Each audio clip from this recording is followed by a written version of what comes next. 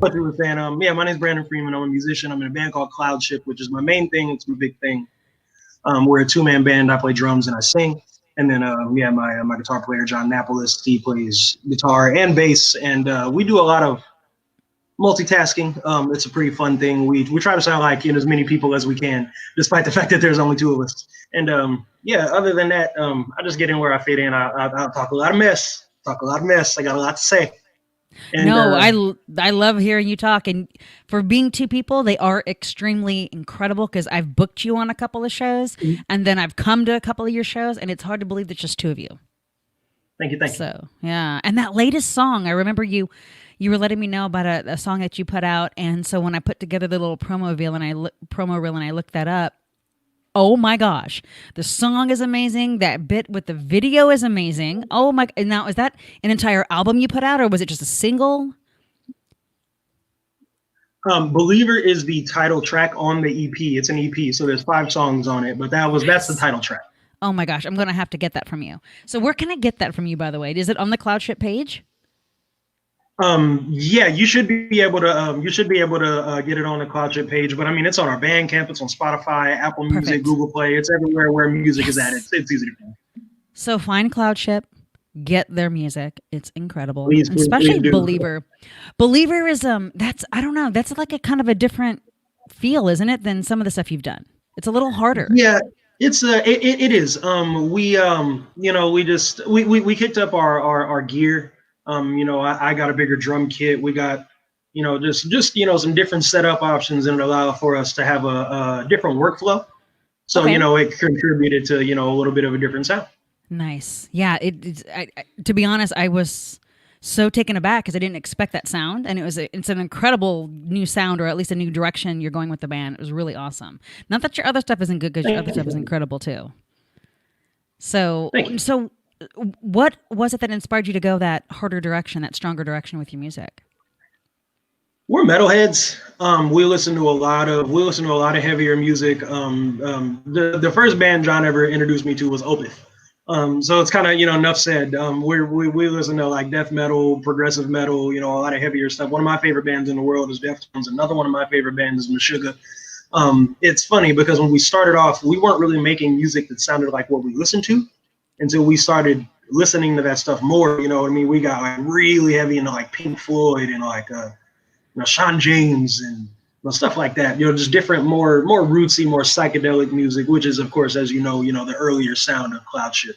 But we got to dig into more different stuff, and then kind of just letting a little bit more of what was inside come out. I mean, if we could play death metal and get paid, we would do it, but we can't. So. Right. Well, I don't know. I guess, could you not get paid? I think but vocally, you're incredible. It's harder. And yeah, it is harder. That is that kind of genre only works when you're doing those group tours like Aftershock, and there was one that I attended what was it called? Uproar? Not Uproar. Was it? Like in 2011, they had one up in Wheatland.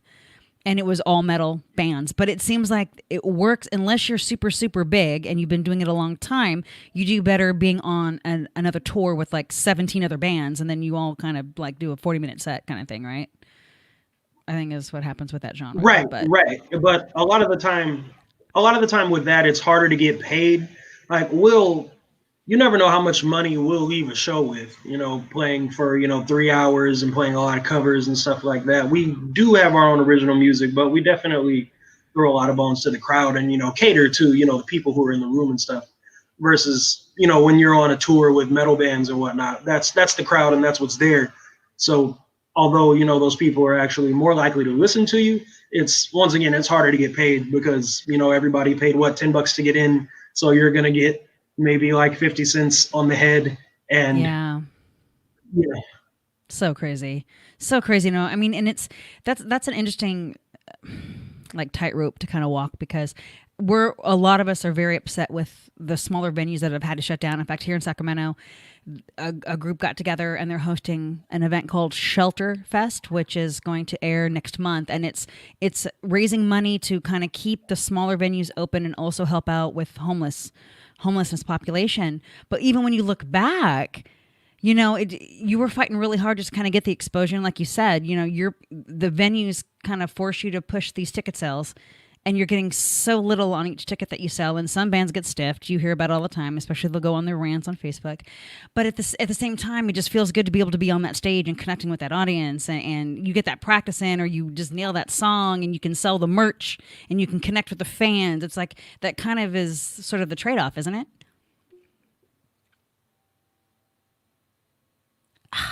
He Fair. froze. I'm like, you froze, buddy. Did I?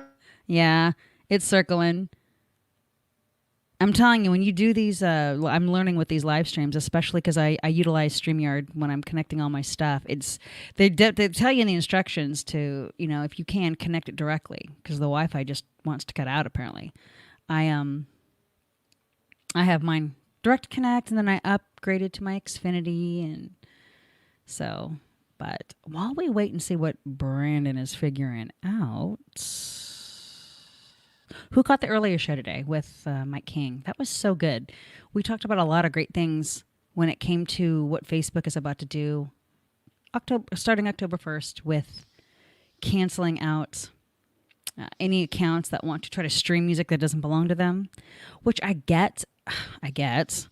But I don't think that's the real reason Facebook is doing it. I honestly think in my heart of hearts, because I did watch The Social Dilemma on Netflix, and I encourage all of you to watch that. I know there's one called The Great Hack, and I have not seen that, but definitely see The Social Dilemma, because I tell you, it's all about money. And when artists figured out that they could do a virtual tip jar, basically you watch them perform, and then they'll put in the bottom, they'll put their PayPal information, the Venmo information, the Cash App information, and you can send them direct money, and you didn't have to go through a Facebook app, the whole donations thing. Facebook is like, nope, we're rich and we're white and we're billionaires, and there's no way we're not going to keep this status, so we're going to put a cap, because it's about money. I mean, they're going to tell you it's about royalties with music, but it's not, because there's other things they should be controlling, like cyberbullying and slander and death threats, and they don't. So if they don't care about your life, all they care about is your money. And yeah, I went on that rant. And like I said, I'll mention it again. I've got shows going on for the next month. It's crazy. I kicked up this podcast 2 weeks ago, and I've just been booking shows like crazy. I think one of the ones too I'm really excited about, and I'm doing it through a new platform on the company that I work with, the Women's International Music Network. We had this feature called the Front and Center feature for the longest time, and it was the written articles, and we're now moving into live podcasting now that I've got this set up. So we're launching our new platform called Live Front and Center, and my very first guest is legendary Linda Peaches Tavani. She was part of Peaches and Herb from back in the 70s and 80s. Yes, Reunited. And she's been doing music since, though. She hasn't stopped. And she actually has a new album out with a new song. So I'm going to have her on the show, and I'm really excited about that. So, and that's going to be September 22nd, Tuesday. So make sure to key in on that. So Brandon's back. Yeah, I think I'm back. He thinks he's back. Oh. So I've done this a million times in this room. Yeah. But have you done it on a streaming platform? Can you hear me? Yes. In fact, I've done it on StreamYard. That's like, this is my luck. This is what happens. Okay, gotcha. Okay. That's why you figured no big deal, right? I've done this a million times in this room. It's so weird. Well, it can't be me. I've got a brand new laptop. I have the high-speed Xfinity. It's plugged straight in. I've got brand new the microphone equipment thanks to MXL microphones, so I'm good. Are we good? MXL. By the way, I had no idea you were sponsored by MXL. That's amazing. Thank you. Since 2016. Can you believe that? Okay. Is it working? You can always try your cell phone. No. Oh, Brandon. No. I'm so sorry. It's my fault. It's my fault. Brandon. It's all good. It happens. I've done this many times. Because earlier was your laptop, right? And that was cutting out. He's frozen, y'all. He's frozen. So, but please, and that'll go live. Going back to the interview I'm doing with Linda Peaches Tavani and her new single and album, and that's going to be on the Women's International Music Network Facebook page, and I will share that to my main. But I'm excited about that. I'm excited about being able to just do this again.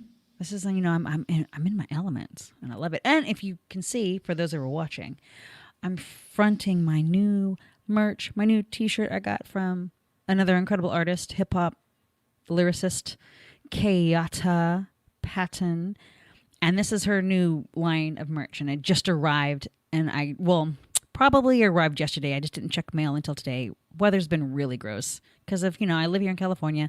I'm in Northern California, and the street. Oh, that's beautiful. Did you go outside? No, I went to the office where the router is, so I'm standing right. Is that like way better? That is like so much better. Oh, thank God. Okay. You're as clear as day. That's wonderful. Okay, awesome. Well, we're gonna do it like this, guerrilla style. So I guess it just took being close to the router, if that's what makes it work, right? Yeah, because I'm like right here by the router, so it's all okay. Okay. Oh Lord. Okay, so here we are. Let's do it. Alrighty. So let's jump into what life has been like for you as a musician since the shutdown. Because it's been different for many people. I mean, there's like a similar, but it hits you in a different way personally, doesn't it, and professionally? When you're there's a few ways. One, when you travel constantly, we spend 3 to 4 days out of town per week, so that hit like a ton of bricks. Especially dealing with my wife, who was a little bit reclusive, so she's like, "Wait, you're gonna be here all the time, all the time." So there's that, and then it's being stuck in Fresno. I love Fresno. Fresno's my town, but I don't want to be in Fresno all the time. No, you don't. You really don't. And when you're traveling, and you get to I ate some awesome food, hung out with wonderful people, all the time, and it just all came with screeching halt. And yeah, it was very hard. It was very hard on us. It was hard on our pockets. It was hard on our spirits. You can only do so many live streams until people, are bored with it. People want to go to venues. People want to. It's been kind of crazy. It's been kind of crazy. And then with fire season being out here, so now even when you are kind of maybe okay, yay, we can do a gig. Nope, there's a fire up the road and you can't breathe. So is it bad for you in Fresno? It is, because you're near that area. Oh, that's right, because you're near the area where the whole gender reveal party went fiasco, right? No, that was San Bernardino. Oh, yeah, never mind. We're right by the creek fire. We're right near the confluence of smoke from a Mammoth complex fire and the creek fire. Okay. Yeah. So there's like 3. That's what it was. Because was that the one? Oh, okay, hold on. Over by you where there were like campers that were trapped, kind of circled. And see, I've been posting. Yeah, I've been posting almost every day. I've been going in detail because I want to learn about what's happening with the fires. I've been listing where the containment percentage is, the amount dollars of damage to kind of give you an idea of how devastating it is. And then I added in Portland because right now, as of today, Portland has the worst air quality in any city in the entire world. That is unreal. That is unreal. Portland is a wet city like Washington is. And it's surrounded by so many waterfalls and green, and yet climate change is effing real, people. And my heart's going out to my friends. I don't have family out there, but I have a lot of friends. So, I post that to kind of keep an eye out on how they're doing, and they can see it, and nuts. Because I think, like... Sorry. Once again, I'm right by the office. It's all good. It's like a Halloween effect there with the door. Well, because like today was the first day in probably 4 days that we aren't in Sacramento. We're not in the unhealthy hazardous. We're in the moderate unhealthy. Okay. Yeah. So it isn't like I open the door and it smells like everyone's got campfire going like right in my face. But what is in Fresno? That's the last few days here. Okay, I figure because you're so close. Like you're at a bonfire when you walk outside. Yeah. Period. Damn. And in the pocket that we're in, we're fortunate that we don't always catch that. And my heart just goes out to those that are like the ones close to Roseville and Yuba City and Chico are dealing with that creek fire. So bad. It just blows my mind. Creek fire is a trip. So you're right. And then as a vocalist, that cannot be good. It's I mean, do you have any? Canceled the gig because it was outside, and I can't breathe. No, you can't breathe. You can't breathe. It's ruining your vocals. Do you have any remedies you do to try to keep you from getting damaged that way? Okay, all professional vocalists should know about this. It's called Gollum Juice. What you do is you take about a cup of water, you mince, I don't know, about a gram and a half of ginger, put some honey, some turmeric, some cinnamon, and some lemon juice. Mix that up, make it a tea. You steep the ginger for about 30 seconds. That gets me right every time. Ooh. They call it Gollum Juice because it came from the actor who did Gollum in the Lord of the Rings series. He would wreck his vocals every time, doing this all the time. So we had to drink that. So, but it works. Oh my gosh. Wonders. Okay, so someone mentioned about ginger tea. That's a singer, but you're talking throwing in turmeric and cinnamon and honey. Okay. Mm-hmm. Honey and lemon juice. Yeah. Wow. And you just drink. You just kind of sip that. You make it hot and you kind of sip that. Yeah, because I just need tea or anything else you would drink. Because I just need to do it. Period. Because my vocals are just trying to talk because of here, and because this is the thing, it gets inside anytime you run your AC. I mean, I've already had, because I live in an apartment, so I'm lucky it's not a direct like a house would, and I've already had the maintenance come out and change the filters once. Right. Nice. And it's a trip because my air conditioning unit has actually been like messed up, so now I'm dealing with it like sucking all of that stuff in and distributing it in my house. So it's like this. Do I want to have an asthma attack or do I want to be cool? No kidding. That's another thing to think about too. People whose homes are older, if the insulation isn't so great, if your AC unit is on the fritz, it's all those things that you don't as a Californian, because for the longest time. Oh. Wait, who's that? I'm at my studio. I don't know who that is. Somebody just got here. Oh, I see what you're saying. Okay, that's hilarious. I thought, you know what I'm thinking? You just have like a business studio in your home. This is a music studio. Yeah, I'm actually at Studio 9 in Fresno, California. Oh, snap. Okay, now this makes more sense. Gotcha. All right, well, drums in the background as long as I can hear you. But, it's... What was I saying? We're talking about the fires and then sucking particles in through your air conditioning unit. Oh, about when you learn, when you learn about when you need things replaced. Yeah. If you're all of a sudden, because with California, we haven't had seasons in forever. Yep. It's just, we have like a 6-month summer. We have some rain sometime, but now I think this is year 3 where it's been really weird weather. Yeah, it has. People say that climate change isn't real, but the climate is changing, and I'm confused. Yeah. I know, because that happened yesterday because Trump was here in Sacramento. Yeah. And I saw it live, so when they replayed it, it wasn't edited, when he basically was telling us how science doesn't know, and it'll cool off. Science doesn't know. That I don't think science knows. Wait. No. Science doesn't know, and it's going to cool off soon. You'll see.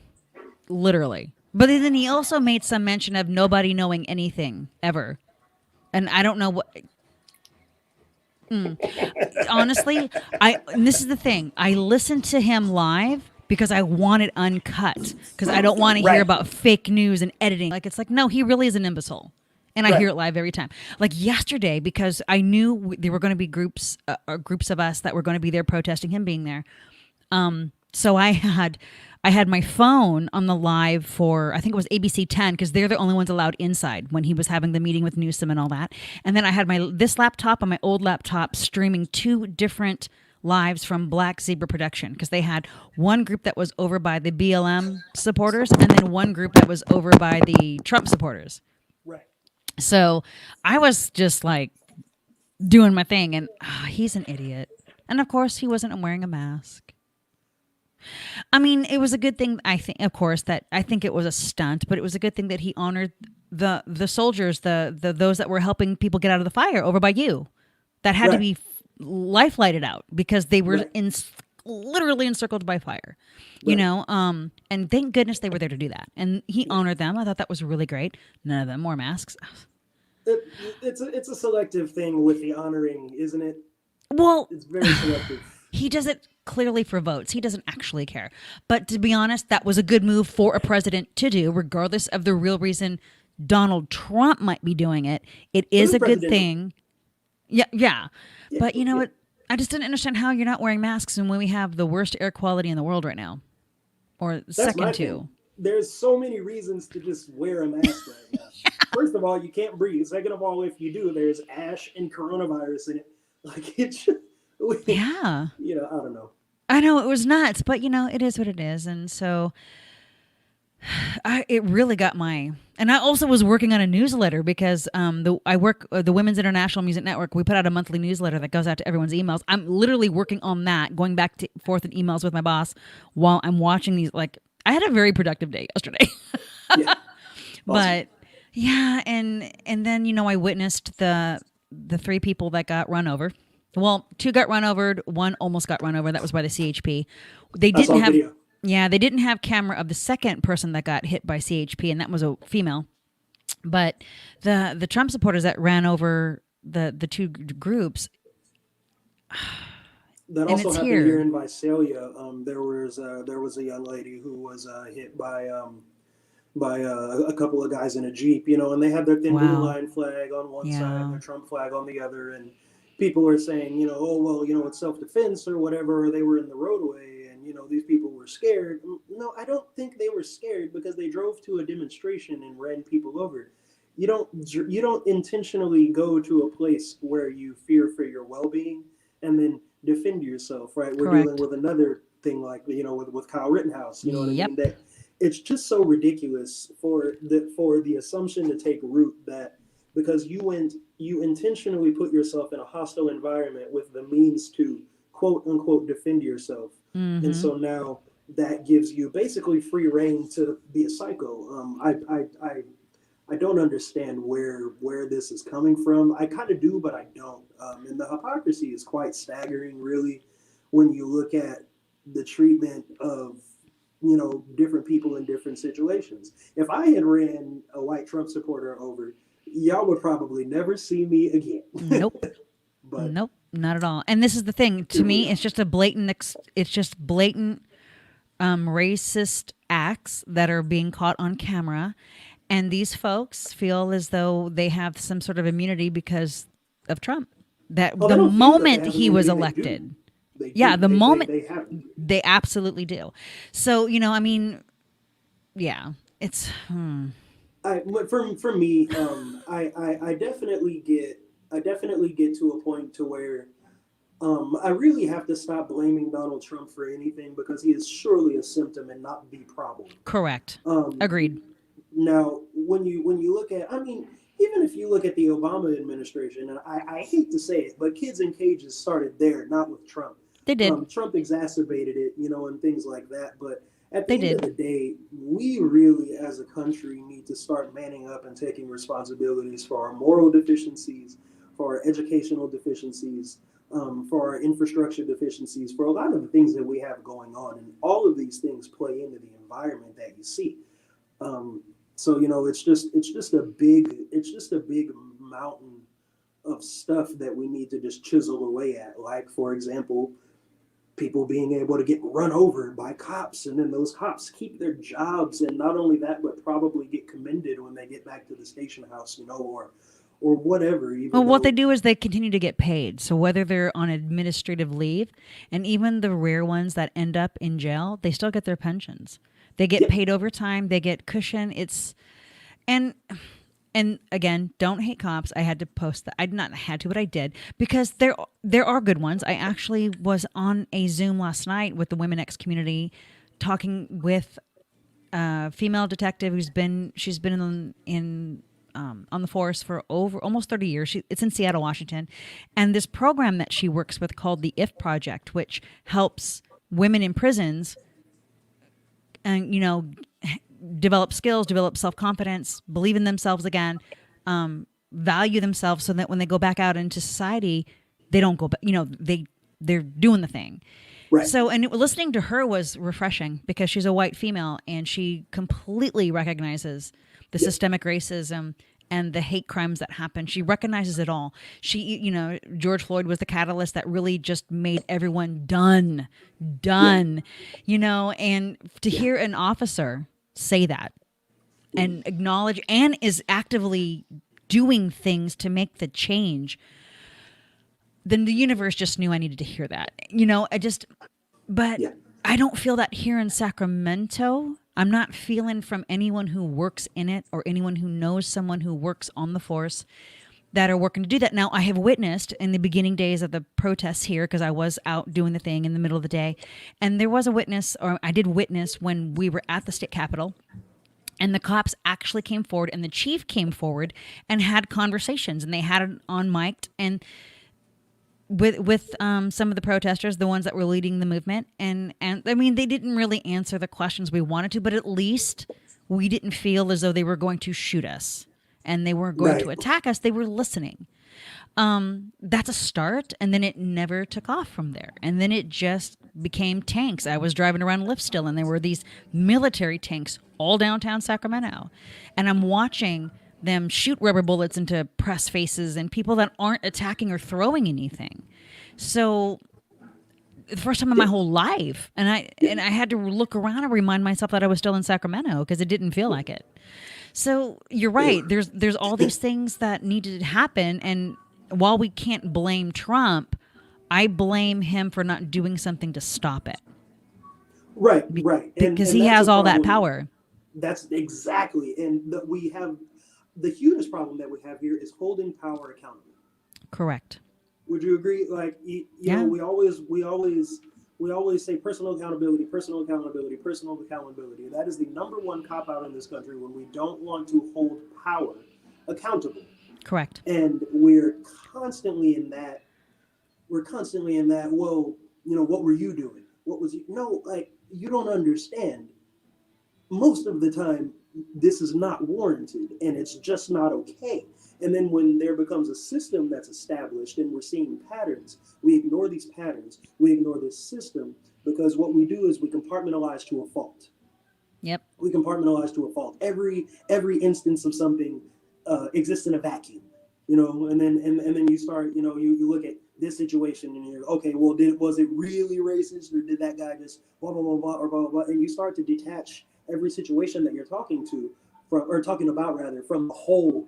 And you keep moving. You're moving away from what should be focused on, and you're going micromanaging these other little areas, and it's a game of deflection, is what it is, and it's gaslighting, is what it is. It's textbook gaslighting.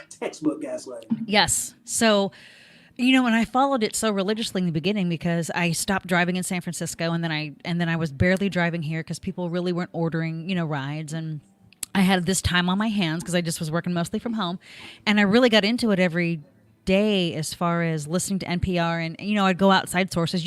And that's the thing, is you really have to research to learn about stuff.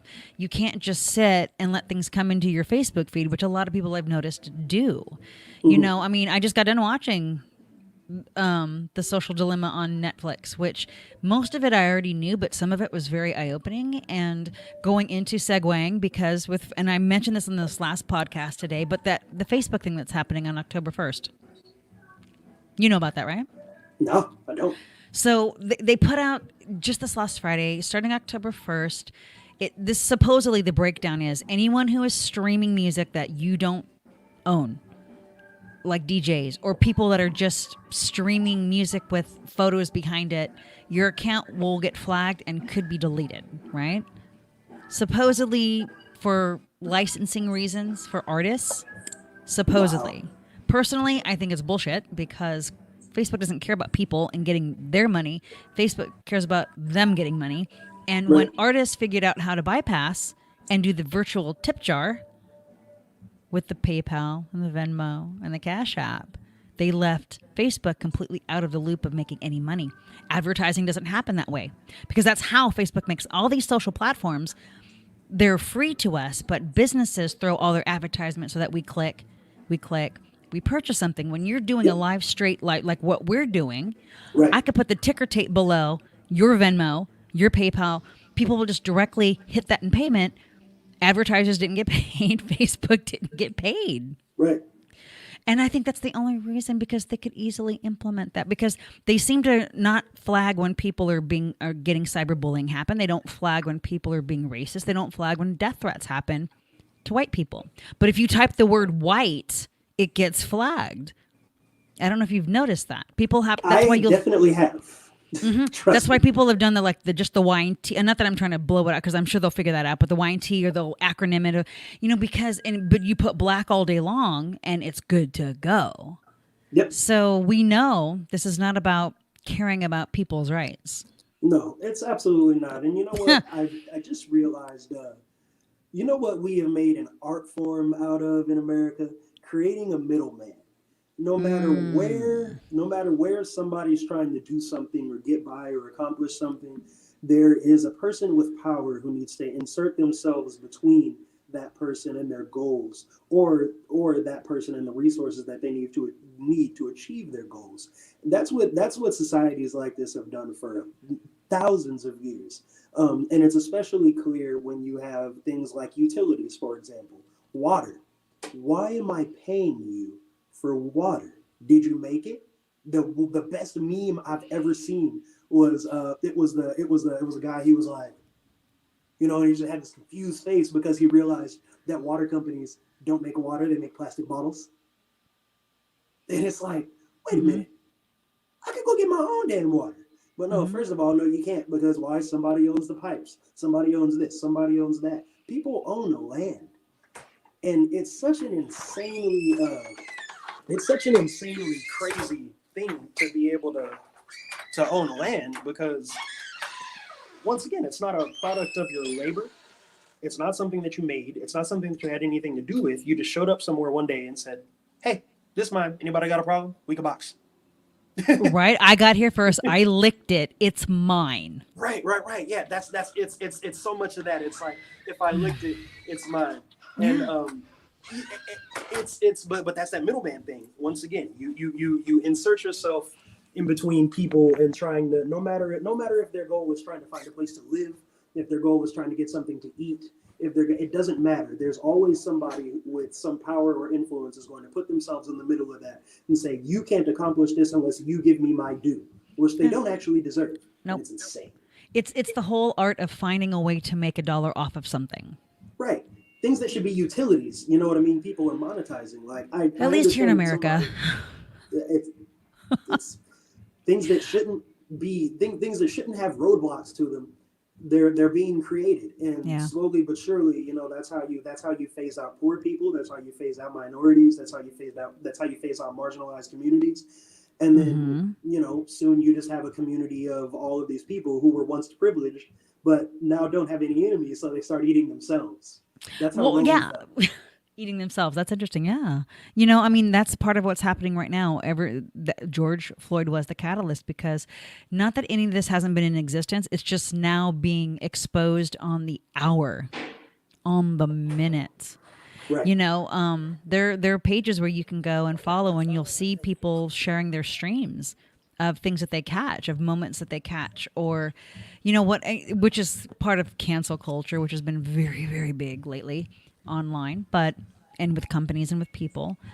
But the thing is they can't hide anymore. And the hope is that one day they just, immunity won't protect them, because even though they can't hide, what was it now? They just showed they've got some sort of momentum forward for Breonna Taylor's case. It's been 6 months. Why is that taking so long? Someone asked a direct question. Well, we know why. Someone asked a direct question to one of them saying, why did you wait so long to get reports or something? Why did you wait so long to bring this up? And then they just repeated the question back going, well, we had to, because we just had to wait for the other side. There was no answer. They were trying to, because in legal stance, I worked in an attorney's office. Delays happen all the time. That's why the average court case of suing for anything is like 2 years, because they keep going back with what they will allow, what they won't allow. And then they push it to the docket, and then they revisit it in the next 2 weeks to a month. And I think they were just trying to figure out how to not get sued, or how he isn't going to get the death penalty, or how, whatever it is. And Yeah. It was definitely protecting him. It was definitely there is no way around it. There's no way to hide it. There is nothing. The delay was to protect that man. Mm-hmm. Yeah. And now that plan has come to fruition. Now it's like, okay, well, now we have to fire you because now you're insulated. So he's probably set up for life and gets to live a cushy life after murdering someone in their bed. They might have even waited because maybe he was on the verge of retiring. Maybe they waited because they wanted to make sure he got his full pension before they let him go. There's all reasons behind the scenes that exist in any corporate business, not just police department, any corporation, that, you know, when they're out to protect themselves. And it becomes zero about the life that was taken and zero about the accountability. To be honest, what it feels like is... So I worked also in workers' comp. So I went from working at an international law firm in San Francisco. Then I came here to Sacramento, worked for workers' comp. And workers' comp is more legal than it is medical. And it all comes down to figuring out how much responsibility in your accident lies within the actual accident. So they will subpoena as many of your medical records as they can pertaining to that body area. So if you were to hurt your hand, they want all the medical records that show that you went in and saw a doctor and had your hand treated for something. And so if it's an exacerbation of a pre-existing condition, maybe only 12% of the injury you had will be paid for by your current employer. Your insurance has to cover the other 88%. That's how that works. I honestly think that that's what they do with these cases. They want to figure out how much of it are they really going to be liable for, because that's California. That's just my take. That's why it drags.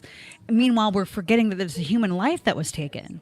And every time you hear anyone talk about it, they want to resort to her patterns, her personal patterns, which still don't lead to what happened. Right. It just blows my mind. But this is all coming to the surface. You can't hide this. And it's been hidden for years. This isn't the first time cops have been this way. That's the hard part, you know? Right. That's what I've I mean, you as a black man, come on. That's what I've brought up several times. Why did we ever stop rioting after Rodney King? Oh. What did we get? Oh. What did we get? Or did you get browbeat down? Was it tiring? People lose because you can only riot for so long. You're right. But the thing about it is we've been rioting for 400 years. Yeah. 400 But you have to years. look at the time period too, right? If we're really going to talk about that. I mean, and maybe they haven't stopped, but there just wasn't coverage of it because who controlled media then? Right. And I'll tell you what, the BLM protests haven't stopped. They haven't. Covered. They have not stopped. Well, now I see them covered because I belong and I've found a lot of the, not just Black Zebra productions, but there's many people like them that are covering this stuff. So when I find them, I follow them, default them, and make sure I see it. But you're right. Mainstream is not covering it. Right. Only when it comes to property being damaged. Right. And then when I have my friends and family who only follow Facebook and then believe that media is fake, and they attach themselves immediately to all BML protesters or violent and rioters and looters and damaged property. And it's like, you clearly have never been to a protest in your life. You don't believe that they should happen. Let's start with that. That's why you haven't been to them. I've been to them. It's a terrorist organization. I said, no, Trump supporters, those are your terrorists. It's like use less words. Use fewer words. Like, I know. Don't say, oh, well, if they just did it, don't say, no. Stop building this ladder up to what you want to say. What you want to say is, you people should be silent. Mm-hmm. That's where you're headed. Yeah. Use fewer words. Stop with the extra. Well, how about stop being cowards and say what you really feel? That's what's happening. They're cowards. Yeah. There's that. I would much rather people build a distaste for me because I angrily said what I meant, as opposed to people building a distaste for me because I'm a charlatan and a coward. Gotcha.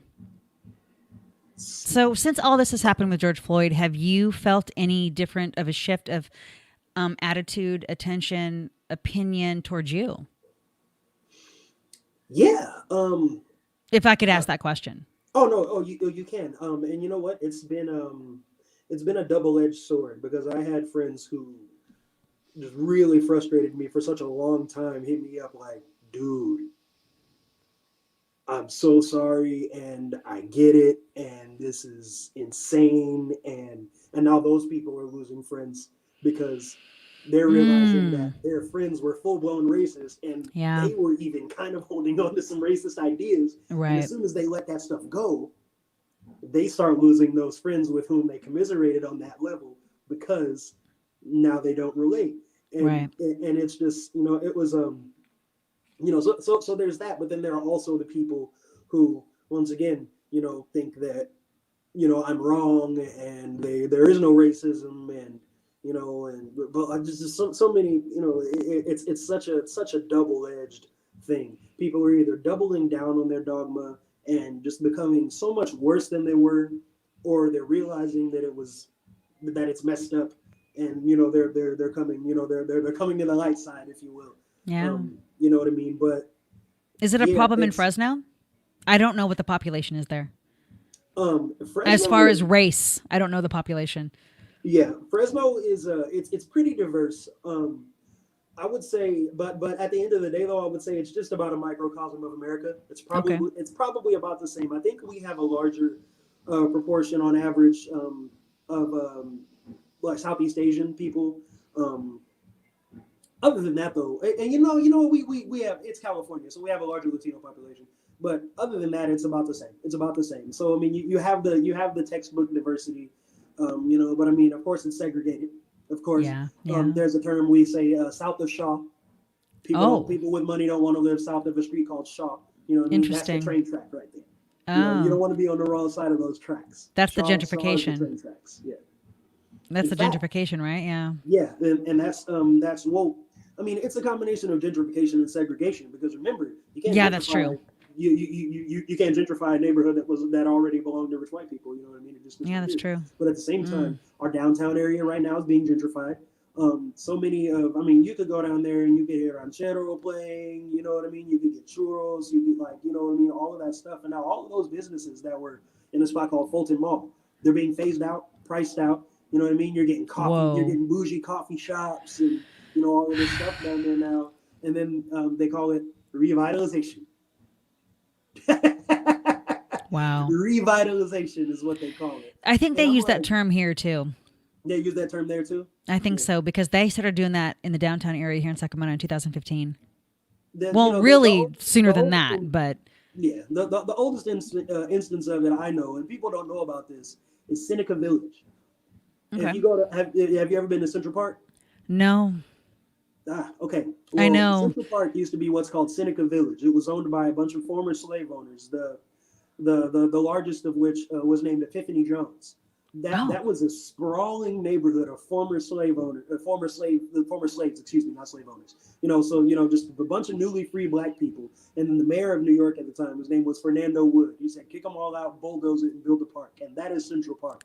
So when I went to Central Park, it was, this is beautiful. And then I looked down and I'm like, oh. you're feeling guilty as what I fuck. mean? Yeah. So that kind of thing. Whoa. Like you said, Okay. with gentrification. That's Fresno.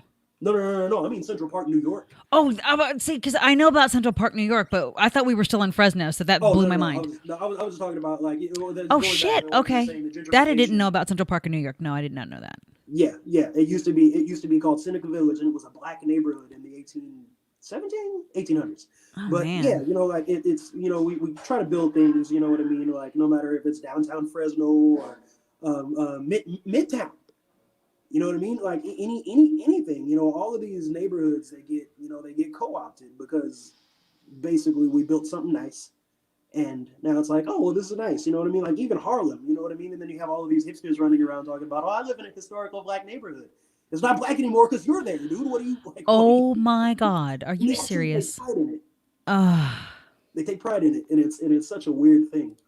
So yeah, between segregation and and gentrification, which like I said goes back to the 1800s, you know what I mean? Yeah, it's a weird thing, but I mean it's not just Fresno; it's everywhere. It's from Fresno to New York to Seattle to Florida to it's It's a thing. Oh, yeah. I mean, I learned that about here in Sacramento. I did not know that whole strip of Capitol Avenue that leads from Highway 5 all the way to the state capitol. Oh, I did yeah. not know that that used to be Black and Japanese owned businesses, predominantly Black owned businesses. And then they put a chokehold on them to the point where some of it ended up being really poorly done out. Like people have had to abandon it, but they just mowed it down because they wanted this pretty strip to see the Capitol, and they didn't want people to have to see these Black and Japanese businesses. Yep.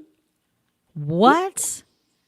Oh, I mean, I always knew Sacramento was predominantly white, but my God, that was an eye-opening little lesson. And this is the privilege that I live under, because I do always admit that I have benefited greatly from white privilege, because I'm half Filipino and half white, that, you know, I don't have to study that information because it doesn't affect me directly. It wasn't shared with me in school. History like that was never shared with me in school. Why would I research that? And I didn't until now. I mean, the whole thing with all the protesting and everything happening, suddenly that kind of information is being thrown in my feed because I'm following certain people that are talking about this, organizations that are educating about this. And it blew my mind. I didn't know. But again, didn't have to know. I still don't have to know. You know, but it's the same thing with me as far as privilege.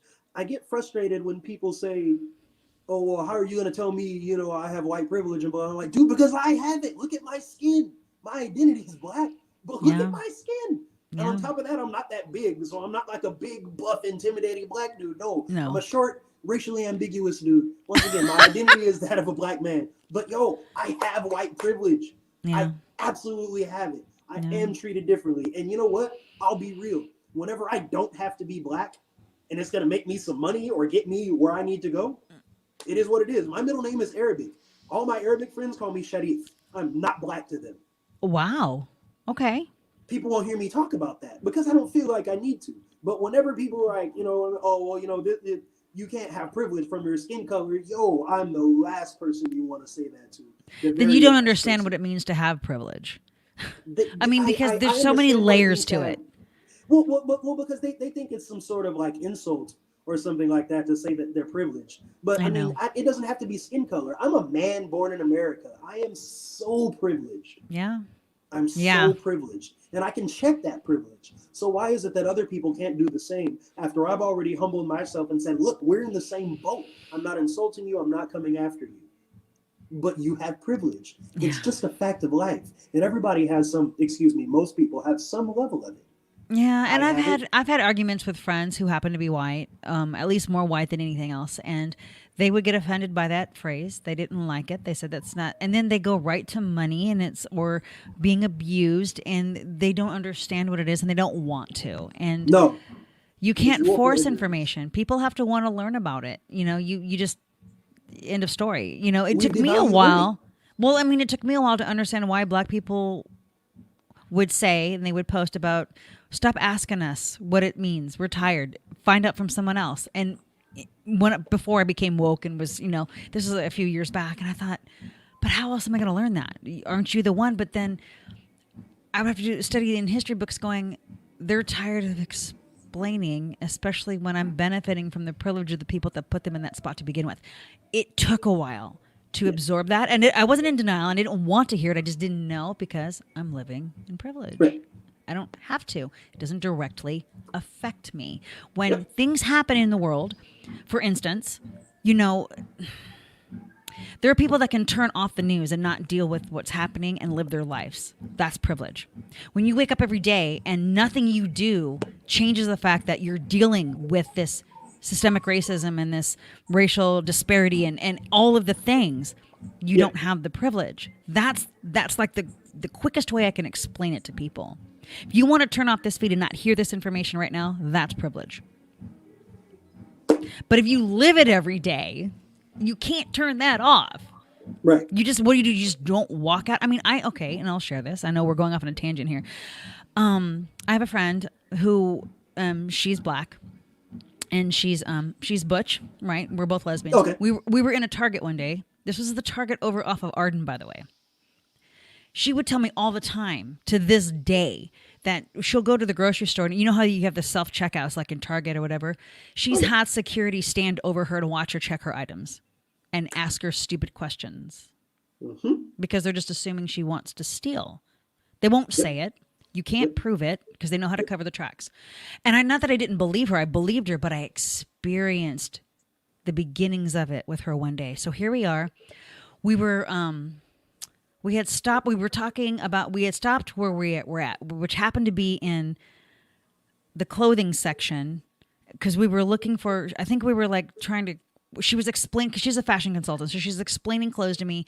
So she was using some of the clothes there as an example, holding up and saying, if you were to wear this, you would match, whatever. We're having a conversation. All of a sudden, it's this big white guy, he's playing close security there, we figured out later, approaches us, directly to us, and then starts this weird conversation. He put his hands on me like he was being my buddy. And I don't know this man. He's got to be like in his probably, I can't base it off my own age because I don't look my age, but I would say he was at least in his late 40s because of the wear in his voice and all the gray and the wrinkles. And he puts his hands on my shoulders and go, hey, I was hoping you could help me. I'm trying to get I think, what did he say? Like an outfit for my nephew. And there's this uncomfortable silence because I knew what was happening because they saw her. And I'm kind of dressed. I've got my short hair. I like to dress in androgynous, more of streetwear, I guess you can call it for a better word, urban wear. And I just, when you don't hear me talk, I've had this happen as a Lyft driver. I've been called sir, which doesn't offend me. That's your upbringing, and you're not trying to offend me. It's different if you're trying to offend me. So I get until you hear me talk, and you're raised cis and straight, you might assume I'm a dude, whatever. So as soon as he comes over, and I'm making him uncomfortable, that he's making me uncomfortable. No, sir, I'm sure someone who works here can help you. I went there. Yeah. Eye contact, because I felt the fear in my friend. I felt her fear because this happens to her almost every day. Yeah. And this is in Sacramento. And he was like, oh, okay. And then as we're walking away, we noticed he's following us. And then he's standing back and then he's following us. And she says, watch, he'll follow us. Because this is not new to her. So then finally I said, you know what? Do you mind? Because I'm not trying to push situations because she's got fear. And I kept saying, did you want to leave now? Right. We can leave. Right. I was the one driving at the time. We can leave, whatever, I'll take your lead, whatever makes you feel safe. But can we go and ask the staff? So we went up and I said, hey, do you by chance have plainclothes security here? And we asked a young black woman, by the way. She goes, yeah. I said, okay, because I think he approached us and offended the shit out of us and touched me. And I pointed him out. I said, let him know he is not to physically touch anybody. And this was before the shutdown, by the way. This was last year. I said, he shouldn't touch, especially a woman. Look at his size and look at my size. He was he racial profiled my friend. He thought we were going to steal. And then he comes up with this I was straight on, didn't blink. Yep. And I said, please let him know that. I'm not going to file a formal complaint because nothing's going to happen. But I know what he looks, but tell him we know what he looks like. Like just boom. And I thought, oh my God, my poor friend. This is like every day. That's when you know you don't have privilege. Because someone isn't watching you check out clothing and hanging on you and then standing over you as you're checking your own stuff out in the grocery store. Right. Even, for back to the reverse of me having white privilege. Quick story. I was leaving from Mariposa. I had a gig out there. Mariposa's Mariposa. So I got tipped in a lot of bud. Like, I was rolling down the hill. I had to be rolling down the hill with like a half ounce sitting right there in my center console, just out where everybody could see. It's illegal. We good. Right. I was going down the hill, looked to my radio to change songs, lost track of my speed. I look at my speedometer, I'm going 80 miles an hour down that damn hill, and I look to the right, CHP. I almost pulling over before he turned his lights on. Come on, God, here we go. You know what I mean? Long story short, I went home without even a speeding ticket.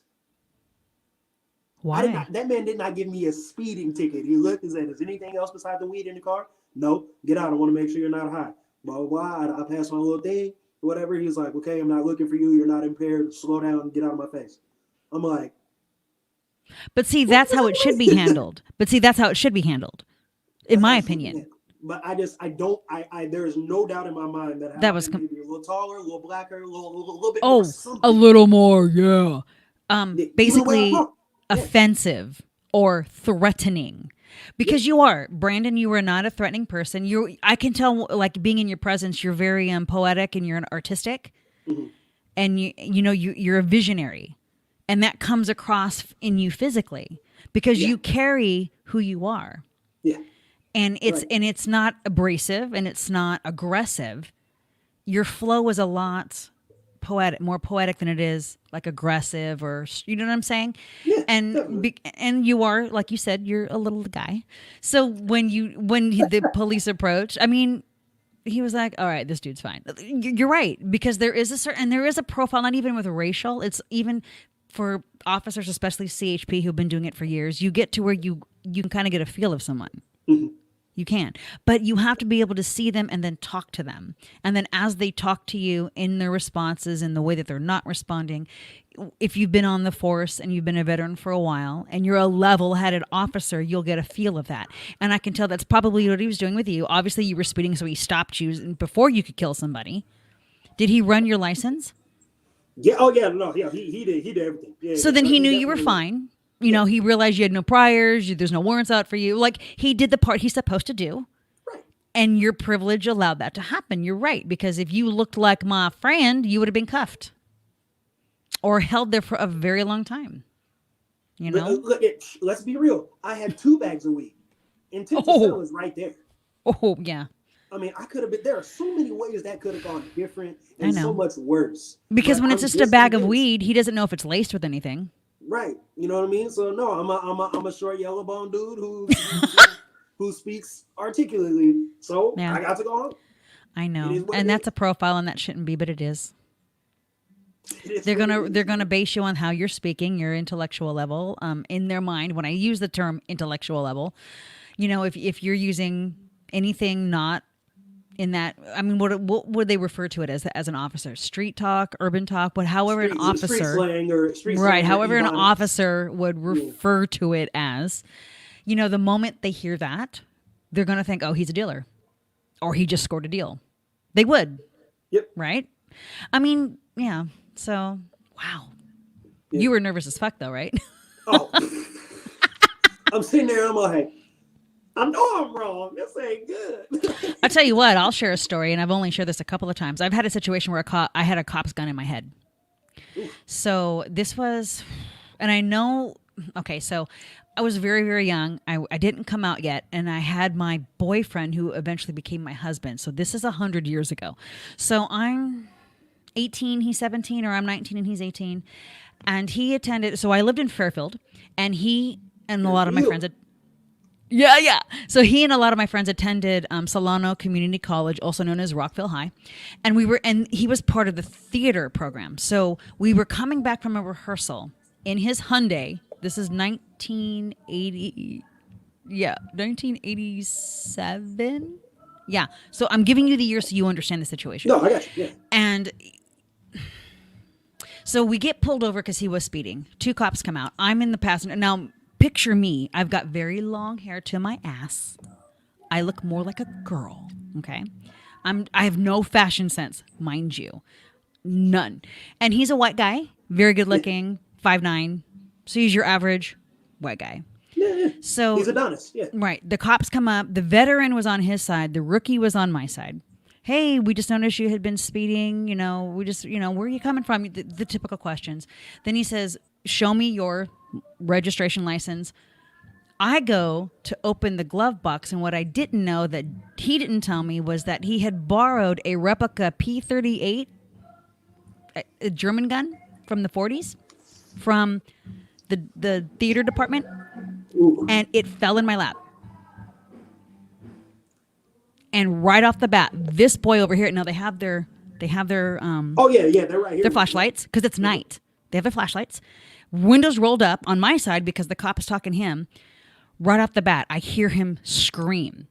And gun came out, and I can hear it tapped on the window. Hands up now. Open the door now. And it's like I'm sitting here, and the gun is like right here. And I'm just like this. And the gun's on my lap. And my boyfriend is able to get out to the veteran right off the bat. He says, it's a replica. It's fake. We just came from, because he mentioned where we came from before this happened. We came from Solano College. We had rehearsal for drama. He Story goes, adds up, yeah. and right off the bat, he's like, it's a replica. It's a replica. It's not real. It's not loaded. And because, you know, if he weren't white, if I weren't who I was, I don't know that situation would have gone as smooth as it did, because luckily this man didn't fire. Yep. The veteran said, hold on, put your gun away. He's like, and then he had said, if you let us, is the door, because the door was locked. So I unlocked it so he could open it. He like hastily opened it, grabbed it. They inspected it. It was like, dude, my life flashed before my eyes. And I was like so angry at the boyfriend and so scared. I thought I shit my pants. I've never had a gun drawn on me. Yeah. Sitting in a car, pulled over in the middle of the night. So, yep. We had cops that did it the way it was supposed to when we experienced white privilege. Exactly. Lucky. Oh my! I will never forget. Look how long ago that happened. 1987. I will never forget that night like it was yesterday. Yep. So, and I mean, depending on, you know what I mean, does what people look like. I know. There wouldn't have been a conversation. No. There wouldn't have been it's a replica. I don't think so. A replica. No, it would have been gun. Pop, pop, pop, pop, pop, pop, pop, pop. Now, mind you, maybe also what helped was that it looked like a P-38 from 1944, World War II of Germany. Had it looked like a Glock. Yeah, but there wasn't no firearm experts. I would think the veteran was. I would think the veteran was, not the rookie. Because my then boyfriend had a thing for guns, and we used to, some of our dates were the gun range. We loved shooting. He loved the Beretta. I loved the Beretta because there's less of a kick, but it took a lot to load the magazine, because it holds 17 in the clip and 1 in the chamber. That's 18 rounds. You know, but his favorite was the Glock. His Sig Sauer. My favorite's the Beretta. Why? Because I loved Lethal Weapon, and I was a fan of Mel Gibson before he went nuts. And his gun in the movie was a Beretta. So, you know, it wasn't, I think also too, third thing is that it literally looked like an old gun. And people gangs don't go around trying to pop off people with P-38s. At least I don't think so. With a flintlock rifle, no. Like it's not.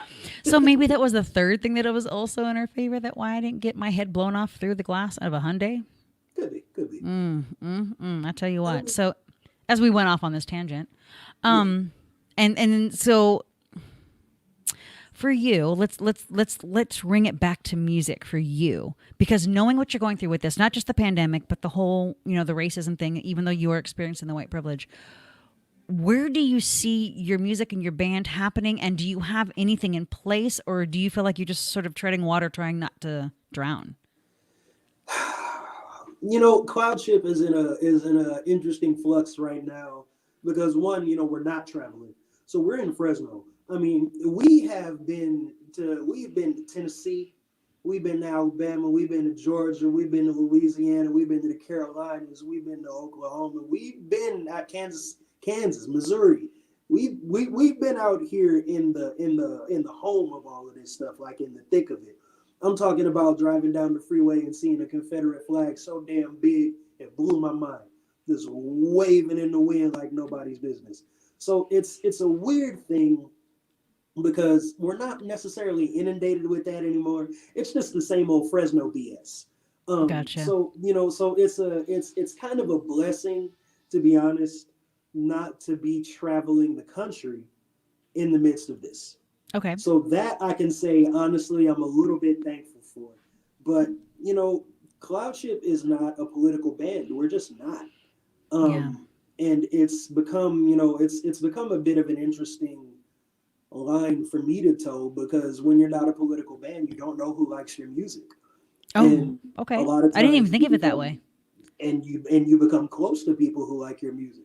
But then you get on Facebook and say, you know, Black Power, you know what I mean? And all of a sudden your band has 1 less, 2 less, 3 less likes all of a sudden. Yeah. You know what I mean? And things like that. And it becomes, okay, now I either need to rein in my, what people call political talk, saying don't murder Black people shouldn't be political, but here we are. So reining in what people conceive as, you know, negative political talk has definitely become something that I've kind of done, or started doing, but not so much for that purpose. But to be honest, I'm just tired of exposing myself to so much of the ignorance and hatred on Facebook, actually. So it comes as at a good time for me to just be like, you know what? I don't want to talk to these people and get in these arguments and subject myself to this anyway, literally voluntarily contributing to my own depression and frustration. Yeah. So I actually can take a break from Facebook and not necessarily be that vocal on this platform, and you know what I mean, kind of abate that a little bit, you know, where people disagree with me, so now they don't want to listen to my music, kind of thing. Because as you know, I don't mince words and I don't care about how people feel. True. But at True, the same true, true. time, you know, but at the same time, me sitting there arguing with people is just stupid. So I think that's going to help a lot with, you know, just dealing with, you know, people who, you know, wouldn't necessarily agree with me or Nappy for that matter politically, because, you know, we're just not dealing with it. And it's definitely become something that I want to do for my mental health, but I'm pretty sure it's going to help Cloudship. It's Okay. going to help Cloudship because I'm not repelling or alienating people. So, you know, it's a kind of a success by proxy thing. But I mean, we've also, like, just on the music side, we've purchased so much new gear, and we're working with a lot of new workflows. Like we're going through Ableton now, and you know, where my drum kit has grown exponentially. Like I play like a 7-piece drum kit. Wow. It's stupid. Next time you see me, you'll I was be gonna like, say, because what did you will have like a 3-piece drum kit, exactly. and yeah. Oh my gosh. and- Okay, so it's like tripled, Yeah, it's almost, basically almost. triple. So Wow. we're working with new workflows, new gear, and Okay. so you know, we've gotten the chance since we slowed down on playing to write more music, you know, and do new things, and you know, explore new sounds. So it's been like a hiatus without actually going on hiatus. You know what I mean? And once Yeah. again, with the whole explosion of the racial tension, and like I'm talking maybe a month before all of this like exploded how it did. I mean, our last gig was on March 17th. When did Breonna Taylor die? It was somewhere It was around like there. But it was like right before it. It was right before it. So when this started, I think it was March 16th, wasn't it? was it? I don't know. Let's look that up. I'm gonna look it up. But I should have had that. I should have had that memorized. Shame on me. No, you know what? That's fatigue. Okay, that list of people who have been murdered is so incredibly long that Yeah, but hers is special. It is special. You're very right. You're very right, because she was murdered in her bed. March 13th. I wasn't too 13th. far off. Okay, March we 13th. basically got canned 4 days after that. Wow. Our last Yeah. out of town gig was on St. Patty's. Okay. So you know that happens, and I mean, you know, we're not doing our U.S. tour that we do every year to go to Prague Power. Yeah. You know what I mean? So we got lucky. We got really very truly lucky with that. Not having to deal with that, because I mean, we've and you know what? I mean, once again, the white privilege thing. Nappy's lighter than I am. We've been pulled over for being 5 miles an hour over the speed limit in Kansas. Did we get a ticket? No. Okay, guys, slow down. Have a good one. Well, I'm like, man, these good old boys, well, they're not CHP or what, KHP or whatever. I don't know what they are. Yeah. But, like, we're in Kansas. Whatever they you know call what I them. mean? Yeah, in And the like, different these states. good old boys are just like looking for somebody, and it wasn't me today. When Yeah. it could have been me if something was different. Visually, if something visually was different, you know what I mean, or something visually would, you know, Well, was different. and racial tensions are just so high, and everything's like an exposed nerve. You know, I'm reminding myself constantly to kind of rein it back, just for my own sanity. You know, I still go on my rants. I mean, I tell you, and then we'll wrap this up. I realize we've gone so long. You know, I've lost a lot of, not just like you were talking about, like friends, which when we think about it, did we really lose them? Did we ever actually have them? But, you know, it's dwindled. It's fine honed to those that I trust are on the same page, but also like in follows and stuff on Facebook, because Hello. What happened? I can hear you. Did you drop your phone? No, it's my my bad. I pushed my lock button. Here, I'm here. I ain't gonna. Oh, you are hilarious. You know, I just I went from, because Facebook does the little reminders and the memories. And I remember in 2016, 2017, when I had hired a media crew and I was like selling a brand or I was trying to figure out my brand. And so I was getting hundreds of likes and all these comments and stuff because I'm doing these, what's the word I'm looking for? Really pretty packaged affirmations and aspirations, the tongue-in-cheek cotton candy. And then I'm physically looking good and got the brand. So, people are digging on that. But that also was 4 years ago. Whereas now I'm just talking truth about a lot of things. If I'm angry, I'm angry. If I'm thoughtful, I'm thoughtful. And I'm just not holding back. It's more of my own diary. It's just really changed. I don't know. It's I don't even know why I went on that tangent, but well, here's what I believe I get what you're talking about. Yeah. Because, being involved in this stuff as long as you have, what I mean, you're a member of the LGBT community, and things like that. After a while, like it's like when a black woman is like, you know what, and she starts taking her earrings off. Oh shoot, and the jewelry.